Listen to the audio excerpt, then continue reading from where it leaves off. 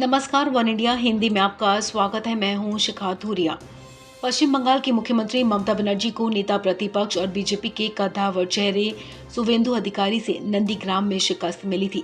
लेकिन टीएमसी का कहना था कि ममता बनर्जी को धांधली कर चुनाव हराया गया और पार्टी ने शुवेंदु की जीत को कोलकाता हाईकोर्ट में चुनौती देने का फैसला किया था। शुक्रवार को बंगाल की मुख्यमंत्री ममता बनर्जी की अर्जी पर नंदीग्राम मामले पर सुनवाई होनी थी, लेकिन कोलकाता हाईकोर्ट की एक सदस्यीय बेंच ने 24 जून तक मामले की सुनवाई टाल दी। सुनवाई टलने के बाद टीएमसी ने जज के खिलाफ ही मोर्चा खोल दिया है। शुक्रवार को जब इस मसले पर सुनवाई शुरू हुई तो वकीलों ने जस्टिस कौशिक चंदा के नाम पर ही आपत्ति जताई। टीएमसी का कहना है कि जज साहब न्याय नहीं बल्कि पक्षपात करेंगे। अब सवाल ये कि जस्टिस कौशिक चंदा के नाम पर टीएमसी को आखिर आपत्ति क्यों है। दरअसल टीएमसी ने जज कौशिक चंदा की तस्वीर जारी की जिसमें वो बीजेपी के मंच पर नजर आ रहे हैं। टीएमसी ने सिंगल बेंच जज कौशिक चंदा पर संदेह जताया, जिन्हें कार्यवाहक मुख्य न्यायाधीश राजेश बिंदल ने ममता बनर्जी की चुनावी याचिका पर सुनवाई के लिए उन्हें नियुक्त किया।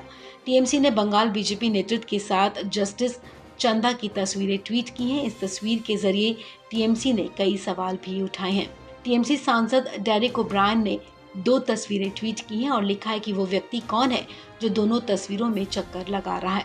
क्या वो कोलकाता उच्च न्यायालय के न्यायमूर्ति कौशिक चंदा हैं? क्या उन्हें नंदीग्राम चुनाव मामले की सुनवाई के लिए नियुक्त किया गया? क्या न्यायपालिका और नीचे गिर सकती है?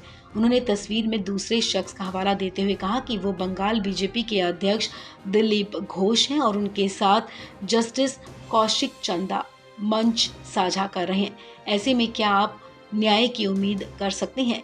डेरेक ओब्रायन कहते हैं कि आप इन तस्वीरों को देखकर और जस्टिस कौशिक चंदा के रुझान को समझ सकते हैं कि क्या वो अपने फैसले में निष्पक्ष रहेंगे।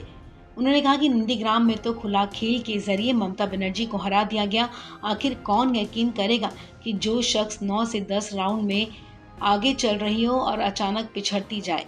इसके साथ ही जिस तरह से रिटर्निंग ऑफिसर पर दबाव बनाकर बार बार मतगणना प्रक्रिया को बाधित किया गया, उससे साफ हो गया कि केंद्र सरकार किसी भी कीमत पर ममता बनर्जी को हराना चाहती थी।